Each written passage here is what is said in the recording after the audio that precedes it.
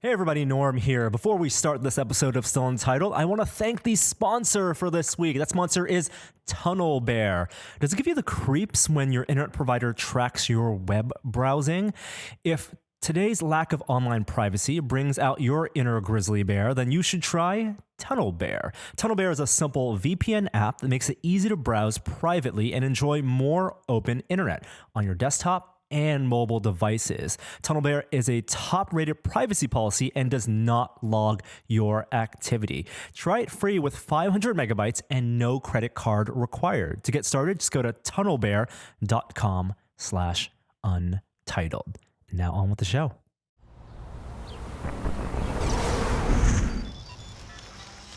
Welcome to the Adam Savage Project. I'm not Will, and yet I'm Adam. I'm not Adam, and yet I'm Norm. I'm Simone, and yet I am Simone. You are. Hey. Oh. Hello, everyone. Hello, everybody. Yeah, hello. We have a special guest on Still Untitled today. Yay! I'm a special guest. And now, Simone, you can help me understand exactly how to pronounce your last name. Oh, you please. know what? Everybody just puts their own flair on it, and I'm kind of letting it run wild. How do you pronounce it? I pronounce it. So I think that my ancestors were just a bunch of trolls, and they set the most unreasonable pronunciation on my last name. It's spelled Giertz, and it's pronounced Yach. Yach. Yach. Yach. Yeah. Yetch. Yach. Yach. It doesn't, yeah. When I was on a show, I saw the transcript that they had to pronounce my name as Yetch. Yeah, Yach. Yeah. Yach. Okay. Like Y, schwa, TCH. Schwa is the Schwa? verbal sound of like the, it's that kind of, it's not a long A, short A. It's like this kind of, Yes, that's a little bit of linguistics. Yes, That's yes. my name is Yach. Yach. Somebody, sorry, this is completely inappropriate, but somebody said that it sounded like a queef on a yoga ball. Kids, don't ask your parents. You mean what that's that the means. onomatopoeia? Yeah, For it. Okay. that escalated quickly. Laughed Wow. so hard when I read that. I was like, yeah, it's a pretty accurate Thanks for setting the description tone of for this podcast. Sorry. Not bad. Okay. Yeah. I'm laying the groundwork for it. Well, welcome. Welcome, Thank first of you. all, to To the United States. the United States, to the cave, and to Tested. Welcome back to the Mission District. Thank you. I'm so happy to be back. I bought a bike yesterday and I was biking through San Francisco smiling like a lunatic. Wow. It was a good day yesterday. The weather this weekend was magnificent. Yeah. So for people out there who might not know, Simone is joining Tested. You have joined. I have joined Tested. Yeah. One the of cult. us.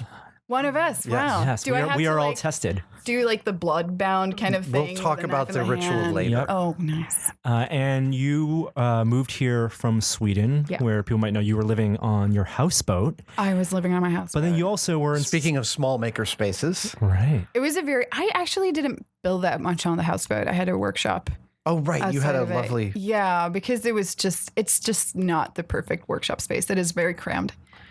I have been getting, since on Twitter, I've been asking people to share pictures of their home workspaces. I've been getting some amazingly tiny workspaces, like a full sorting workspace inside of a closet and not a walk-in closet. It's end to end. I mean, we often talk about makers kind of group by where they make. Right. Right. And the type and their workshop is their philosophy. And it's beautiful. A lot of those workspaces. Well, and it's a developing philosophy, right? It changes over the years. I'm sure the way you organize your space has changed over the years as you've gotten to understand yourself better. I've been kind of a workshop nomad, so I haven't had like my own workshop. Even the one I had in Stockholm, it was one of my friends' workshops, and I just tapped into that environment. But I really look forward to having it. But I mean, maybe that's the new thing, with like mini housing or what's it called? The tiny living? Tiny living, yeah. Tiny workshop spaces. And yeah, I've had both. I've had really small spaces. I've had really big workspaces. This isn't the biggest shop I've ever had, but it's the best. For me, it's like the ideal size. Of your like hamster cage. Exactly. Yeah. Well, and out in that shop, that's exactly, even if you gave me another 5,000 square feet, which by the way, I would love so I could pull my Land Cruiser in and work on it indoors. But I'd still have my tools arranged pretty much how they're arranged so that I don't have to walk too far to get to anything. Right. And most of it would otherwise be storage, but you don't want to have to traverse long distance. No. And it's also and everything's the on more wheels. space you have, the more junk you're going to store. Like there is, I mean, okay, Oh, you have a lot of, No, totally. but One like, person's junk. yeah, but I mean, it's just, I don't know. It feels like whenever I have more like closet space, I just put a lot of random stuff that I don't need in there. Yeah. No, it's You true. have to prioritize a little bit more. So that's when you tested viewers may hear some shenanigans going on in the background here in the shop, and it's because I'm currently archiving my costume collection so that I stop losing track of stuff. Yep. Yeah, which inventorying is its own endeavor, right? Yeah. It's a huge process.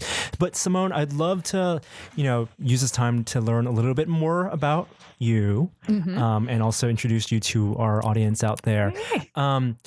You previously lived in San Francisco. I did, yeah. Like a couple blocks from here. A couple of blocks, yeah. I was right in the Mission, and I was working at a hardware company. So I'm not. My specialty has become building shitty robots, and I started working with hardware, or like just building stuff with hardware, about 2.5 years ago.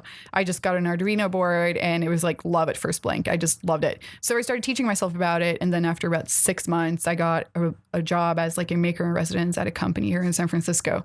So I moved here from Sweden, and then I moved back after a year, and I was just like, I don't know what to do with my life. I was I'm just a typical like 25-year-old. What am I supposed to do? How do I find purpose? Yeah. And I moved back home to Sweden, and I try to cut back on all of my costs so I could free up as much time as possible to spend on the things I found interesting.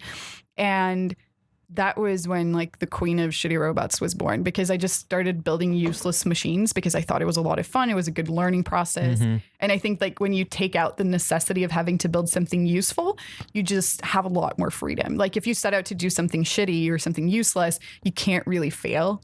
Or like failing is accidentally building something useful. Well, but what you're also doing, I feel like, is you're telling an elaborate joke. and it's like it's a special form of comedy because it's a long form joke that exists on more than a verbal level. Maybe, yeah. I mean, I think overall, I mean, a lot of people, it's funny when you do this because it really, everything that I say about what I do is kind of an afterthought, because I just started doing it because I was like aimlessly like, oh, this is fun. This is a good idea. It's the same for me. Yeah.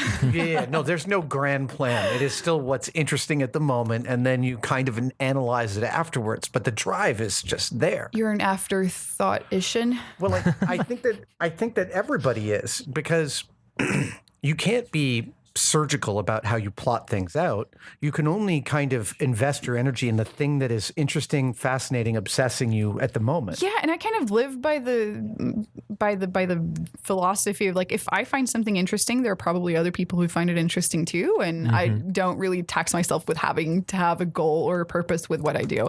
Well, so I said to you when we were first talking on the phone, I love how subversive your jokes are, your shitty machines. And what I mean is there's an aspect to them where you both love the technology and you're showing its limits and how your ambivalence towards the technology at the same time. Yeah, it's both the possibilities and the limits. I mean, I had a lot of people comment and they're like, all of your machines are just like different versions of the same like rotary motion. And I think that's in some way, I'm like, whoa, that's great. Yeah. Because just showing like with a tiny thing, you can do all these different things. Yeah. And I think overall, like, I mean, I just want to show, I mean, this is also just an afterthought, but I think it's really nice showing like different things you can do with technology, different fun things you can do with very little means and low level technology. And it brings a different amount of delight for everyone. Like the internet commenting robot you did, where it's the head rolling on the keyboard. Yeah. I think that one might be my favorite. Yeah. And on the meta level, you're responding to them with the machine. Yeah. So whenever somebody's trolling on my YouTube channel or on Twitter, I just like drag my hand over the keyboard and I'm just like, yeah, here's the commenting robot coming in. Wow. That's awesome. That's like getting a cat to do your responding for you. Yeah. Maybe I should get a cat assistant. Because they care very much what other people think.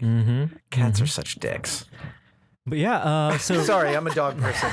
They are though, but they're not free to show it either. They're open dicks. Like Yeah, no, they're Openly totally unabashed dicks. about Yeah. it. They're like, yeah, thanks for petting me. Have you seen my asshole? Yeah. Let me give you a Badass. close-up Here look you go. of my asshole. Yeah. So what are the things you're looking forward to doing now that you're back? Like you wanted to come back for a long Thanks time. for keep bringing it yes, back. I know. All right, Gotta- sorry. Keep on track. So when I took a taxi from San Francisco airport, and I was like to the taxi driver, I was like, we have an important mission. And I took him to like one of the taquerias here in the Mission, and I just picked up a burrito that I've been craving for a solid year. So that was one of the big Nice. things. Yeah. And which burrito is that? So I'm vegetarian, so I had, one with pinto beans, rice, guac But from where? from Taqueria Cancun. Ah, Cancun. Yeah. Okay. Okay. Mission in 19. It was a glorious experience. Good reunion of me and my burrito friend. I'm particularly a fan of El Farolito. I know. Did you have to think about that? Because we gave it away earlier. We did a whole thing where we didn't reveal my favorite burrito in San It's okay. Francisco, but now it's official. It's out there. It's out there. Their salsa verde is insane, and it's on 24th and Mission. So I it's know, only a but few the blocks. line is always so long. I guess the thing is that most of the time I've gone there, it's like 2 a.m. because they're open till really, really late. What so are it's like you the doing last out? place. I'm not 2 doing in the morning, Adam. not that much anymore. So I delineate burrito places in two categories. One, burrito places you want to go to, and burrito places you end up at. right. There's And that. I think it's in the first category. Well, I also love papalote. Yeah, but that's like hipster burrito. It is, except that I get what you mean. And it's funny because I've lived in the Mission since long before Papalote, so I still think of them as that new burrito place, even though they've been there for 18 years. Oh, wow. Yeah, but their salsa, their red salsa, is insanely great. Are you a salsa connoisseur? I guess I'm a salsa Yeah, connoisseur. I haven't really gotten into that. I don't know. I think it's a lot about what vegetarian options they have. Right. Because otherwise sometimes it's just like rice and beans. Well, you also, I have good friends who are vegetarians, and they are so sick of the butternut squash ravioli, which is like every I haven't restaurant's had it, vegetarian yeah. option. I think it's often like in Stockholm, it's always like a risotto with like asparagus. And it's just like That's the vegetarian- Yeah, that's how that's the they- vegetarian option. But yeah, I'm not complaining. I mean, San Francisco is great for that. So yeah, a lot of food that I wanted to eat. There is a place that my son introduced me to that blew my freaking mind. I haven't talked about Shizen, have I? no. Shizen. It's here on 14th and Valencia, I think. Okay. Vegan sushi. Oh, I have had food there. It was very fancy. It's yeah, but it was unbelievably so great. good. Like, What's in vegan sushi? Well, here's the thing. Everything. It's vegan, Okay. but they've cured and pickled and baked and fried all the different vegetables to feel texturally All of like them. fish. Yeah. And what you realize eating it is that sushi is a whole textural aesthetic in terms of the sweet, sour, crunchy, soft tastes and feels that are going on in a piece of sushi. And fish is ancillary to that, it turns out. I love, Adam, that just you're textures. talking about sushi in the same way as you talk about costumes. It's the textural art. It's always, absolutely. And Shizen is like, you could serve it to full meat eaters, and it would be like 15 minutes before they realized something was like, what's going on? Wait a minute.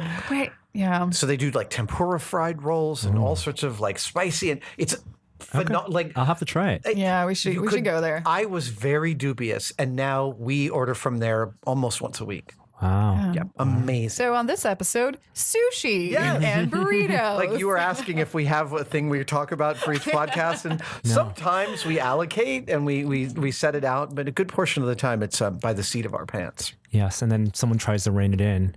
Rein it back in. Okay, rein it back in. Get us back on track. Since, the past couple months when your YouTube channel exploded, you've been doing a lot of traveling. And I'd love to hear about some of your travels. You're this week, I think, on Colbert Report. Not The Late Show. The Late Show. It's, so I just moved to San Francisco. I came here like the day before yesterday, and I flew from Stockholm to LA, where I was at an internal YouTube conference. And then I was in Vancouver to pick up my visa, because you can't pick up your US visa in the States, because why make it easy? And then I flew to New York to be on The Late Show. Wow. It was Aren't very weird. Colbert's people just the nicest group? They were so nice. Yeah. Like, I was just, can I just befriend all of you? because they were, and they were like really making sure. I mean, it is a kind of nerve-wracking experience, and I was there for a full 10 hours. So I flew over. I did the red eye. I learned that it was called. I didn't know that before. So I flew in overnight from Vancouver to New York. I landed 6 a.m. I went to the studio at 10 a.m. and then I was there until 8 p.m. Yeah, and it's a very long time to be nervous for. Did you? Yeah, it is. But they do a lot to put you at ease and to help you feel comfy. Yeah, they were super nice. They fed me, made sure that I was warm. They like rescheduled all the rehearsals so that I could take a 2-hour nap. Oh, wow. Yeah. Did you meet the prop master Eddie? Maybe, but I can't remember. It's actually, I dealt with him a lot when I was on Colbert back in January, February? Yeah. Something like that. He turns out I didn't realize, how do I say this? Eddie used to work for me on a commercial back in the mid 90s. Oh. And then he went back to New York and he's been working on the Colbert Report with Colbert for a long time. And he's like, I used to work for you. And I'm like, oh my God, yeah, I used to sing at the right spot. Wow, that's amazing. It's like totally worlds collide. Anyway, how did the appearance go? It airs this week. Yeah, it airs this week. I think it went well. So my main thing, of course I can get nervous for interviews as well, but the main nervousness is around because I was demoing 4 machines. And I think whenever you do it's not live, but it's live on tape. Yeah. So it's basically almost live. And I just think whenever you bring a hardware demo, it's just doomed to not work. Like, for example, I brought the breakfast machine on a kids show in Sweden that was live. And it was like a small thing, but 5 minutes before, the robot arm just completely broke down. And failed in the wrong way. It just failed in the wrong way. And that's like the shittiest robot is the one that doesn't start because it's just so boring. And that's always like a nervousness of mine. So I was just kept on like going through all the machines, making sure that everything was plugged in correctly, everything was working, everything was lubricated in the perfect way. But everything worked in its non-working way. And I think it was a lot of fun. Yeah. It's like as soon as you get on, you just stop being nervous. And it's like when you're doing something as an experienced talk show host, as Stephen Colbert, it's like you're sharing the burden of making it fun. Yeah. It's not just on you. And it's his responsibility as well. So you can just kind of be like, okay, you're in good hands. Yeah. Was it live? You got one take and that was it? Yeah. Oh, wow. It was a fairly long segment. Like it was 5 minutes, which That's great. feels really short. Can't wait to Looking forward to I realize now. As soon as we know when it's going to air, we'll put it up on test. Yes, absolutely. And we'll embed that as well. I realized, because I was listening, I'm like, oh, you guys have both been on Colbert, on TV with Colbert. All 3 of us have been on TV with Colbert at one point or another. I'll know you know this. Last year at Comic-Con, when it was still the Colbert Report, one of his last bits was that he walked through Comic-Con incognito as a character Hawkcat. Do you remember this? Yes, I do remember this. And I had an interaction with him that aired, where he came up to me and he asked me if I knew what character he was, and I was very confused. And and I took a picture of him, and it was only after the fact that we pieced it together. And amazing. So you realized that it was him? Not that moment. Not until much later. Until I looked through the photo, fabulous, and posted a picture online, and people matched up his eyes, and it was Colbert. Oh wow! Yeah. He is such a genuinely sweet man. It's amazing how calm and generous he is in the midst of that melee of that show happening. I don't understand how you can do it. I just admire so many of the talk show hosts because doing that every day. I mean, they're not. So they recorded on Thursday. They recorded 2 episodes, and then they have Friday off-ish. But still, like being on camera 4 days a week and doing like such a high stressful thing. I don't understand how you can do it. Yeah, I have a friend years ago who was a technology writer for Wired. And so he got sent to the morning shows in New York once a year to go be Wired's guy in the studio. Right. And I remember his first appearance was on Regis and Kathy Lee. And on the appearance, he didn't quite stutter, but he paused for a second and you could tell he was really nervous. And if you watch the appearance, you see Kathy Lee just reach over and sort of just hold on to his arm with a little bit of pressure. And you realize that these people who are the hosts are so good at putting you at ease in whatever way it turns out you need. That's their job. But then they're so good at it. And I've done some improv theater, and I think that helps so much because there's always unexpected things happening. And I remember one of the best improv people I know, he was always like, whenever I go on stage, all I think about is being happy, healthy, and sexy. And I think it's such a nice thing. Like, yeah, happy, healthy, sexy, because then people feel comfortable with looking at you and comfortable with, I don't know, you don't have to be nervous on your behalf. I remind myself that if my muscles are all relaxed, I will appear quite relaxed, and that will relax my audience, and that will create a feedback loop. Do you have a giveaway though? I don't generally get nervous in front of people. I sometimes get nervous about the stakes. Like, I wanted to do a really good job when I spoke at TED this year. So that was a different kind of anxiety. Do I have a giveaway? I don't know if I have a giveaway. Because like my face gets really red if I get nervous. But that can be solved with makeup, but then my hands start shaking, and that's the worst thing, especially when you're doing hardware demos, because you have to like actually interact with the machines, and then you're just like, and I always like avoid like drinking water. If I do, I take both hands and I drink like a child. Right. I just like, I only drink with my face and just like put. And Adam, you talked about at Maker Faire this year that when you did that performance and you forgot your lines, time goes by. There's a time distortion effect when you're on stage. Right. 1 second to you, 5 seconds. What is it? 1 second to you feels like about a minute and a half. Right. Right. Or 1 second to the audience in real time. Like time is moving much slower for you on stage than the audience. Well, and so I found it the first time I did David Letterman. It felt in the end, when you get married, everyone always tells you don't remember your wedding day. And it's true. It's really hard to remember because there's so much crap going on, and it moves like at such this freight train speed. You will find that it's like you finish the day, and you're like, wow, what just happened? And I felt that on Letterman, and then I started thinking about it, and I realized when it's moving fast for me, for him, David's been doing this so long that it's moving incredibly slowly to him.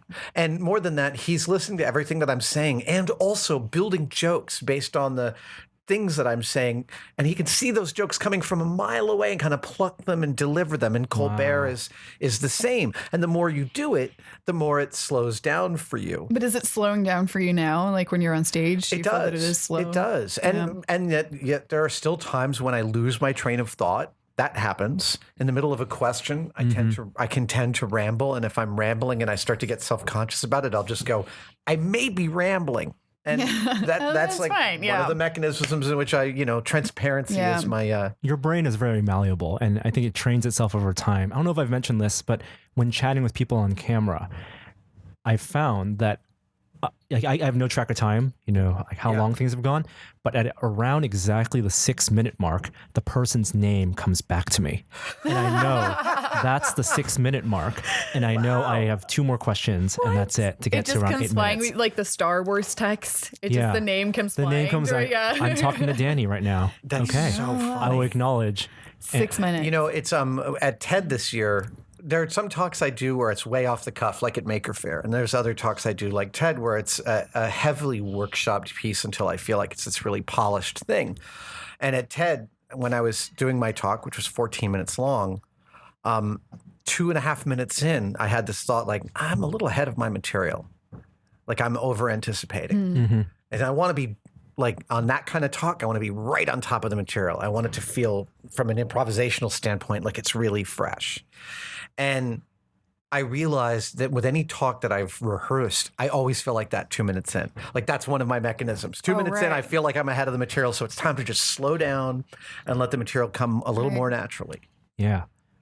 And so, you do develop those mechanisms. And this is going to be fun. Yeah. Over the next couple years when we do this, we're going to go do a lot more traveling. I know you want to visit shops, Adam. I want to visit shops. I want to visit big shops. You know how much fun it is to visit somebody else's shop and see the way they organize stuff. I always find it inspiring. And actually, this won't actually make any sense to tested viewers in time. But right after we do this podcast, we're going to shoot a piece to camera because I've been getting hundreds of photos from people on Twitter of their shops, big and small, and it's super inspiring. It's super exciting. And so, we'll be visiting shops. We'll be working together on some projects. Yeah. I'm super excited. I don't think either of us has any idea how that's going to go, and that's kind of great. We have not done a lot of planning. It's going to go well. I feel very good about it. I mean, like, I don't know what direction it's going to go in. That's No, where but that's where I get. But that's a good part of it Yeah. because I think, also you don't want to get too much ahead of yourself. I mean, and plan. Well, I'm sure much. people talk to you about your machines and how they exemplify a certain kind of humorous failure, about failure being okay and part of the process. And I've been thinking more about failure lately and putting this into talks that I gave, and I talked about this at Maker Faire. But I think failure might not be the right word. And I'll explain. What I notice with making things is it's not like I'm repeatedly failing. When I think failure, there's capital F failure and there's small f failure. Capital F failure is like I had a job interview, but instead I got drunk and had a blackout. Like that's capital F failure. Like you can recover from it. Right. That's binary. That's like ridiculous. Like that's wow, I really screwed up. Like Well, it's binary. Like that's the end of the road of something. right. I burned a bridge. There's small f failure, which is like I cut that chair leg too small and now I have to make it a third time. Right. And the thing is that on that level, when you make something, even when you set out to make one of your shitty robots, what you end up with is never what you originally set out to make. Oh gosh, no. Right? And that's the trick is it's not about failing safely. It's really about being awake to what that path is going to be instead of trying to impose the path on what's happening. Yeah, being flexible. And I still see the build process as getting to know the idea in some way. That's a great way to put it. Yeah, because I mean, you're building it and you're learning so much about the project, and I think that's why. I mean, I start building at a very early stage, so I have an idea, I maybe do a sketch, and then I start building, and then you just learn so much about the project that you wouldn't be able to anticipate. Right. And that's what I love that type of normalization of because it's not like. Well, I'm sure you get this question of like, wow, Simone, you're doing so great. How did you get here? And of course, the question implies that your life is a linear drive to this moment. But that's the thing. I've been kind of surprised because, I mean, I'm really happy with where I'm at now. And it all seems like the steps, I've done a lot of very random things that in some way directly or indirectly led up to this, but you can kind of see how a lot of like the different things I've done in my life have contributed into some way in what I'm doing right now. Right. But it wasn't an overall plan you wrote down when you were 12. And it's like always, I see it kind of like but when I was 12, I kind of had, I had like 5-year plans for my life. Or when I was 16, I was like, this is how it's all going to go down. And then I realized, that's just not how it works. And now I just seen it. You're just skipping from one stone to another. And you're like, oh, that seems like an interesting place. And you try that. And then you're like, oh, all these other stones opened up. Maybe I can jump there. And I think, it's definitely not linear or planned or anything like that. And that's good. And that's okay. I think so. And often things fall out better sometimes worse than you planned or that you would have planned, but sometimes better. I could never have planned this happening because I wouldn't really have thought of it as a possibility. Right. Like I would never have thought that I could make a living off of building useless robots because how? Right. How do you even do that? I have no idea. Where's the business model? Where's the business model? And I still ask myself that, but we all are. But still, it's really, I think if you have a plan, you're excluding a lot of amazing opportunities. Well, if you have a plan that you're rigidly adhering to, right? In the lieu of data that's coming in, there's a quote that came about at this year's TED, which I had not heard before, which is, what's required for something great to happen is an excellent plan and not quite enough time. That's true, because if you don't have a time frame, you're just not going to get your ass out of the wagon, as we say in Swedish. Isn't it? Is that a Swedish phrase? Yeah. It's really true. Fortsätt vagnen. Ass out of the wagon. I love that we're going to learn Swedish phrases. This is great. So I have a Swedish story for you. Okay, go ahead. My grandfather was first generation Norwegian. And the Norwegians really hate the Swedes. Yeah. It's like it's almost like siblings. Like we hate each other, but we also love each other. Like whenever there's an international competition, we always vote for each other. And we're like, yeah, you're not that bad after all. But they're just a little bit too close for comfort and a little bit too similar, I think. Right. And so my grandfather, again, first generation, born in 1900, moved to the United States, to the Dakotas in like 1906. He was one of the Norwegian bachelor farmers that Garrison Keillor talks about on Prairie Home Companion, and grew up with a healthy sort of racist disdain for Swedes. and Healthy. within his Norwegian community, right? Right.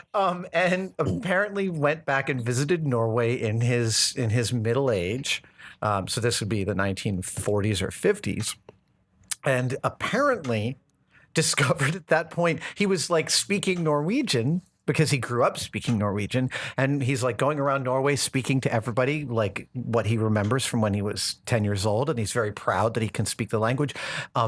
It turns out a day and a half in that actually he speaks Swedish. No. Yeah, and he didn't know, and he was mortified to discover. Oh my God. Secret shame. What a horrible thing to discover. Can you imagine? But they are very similar.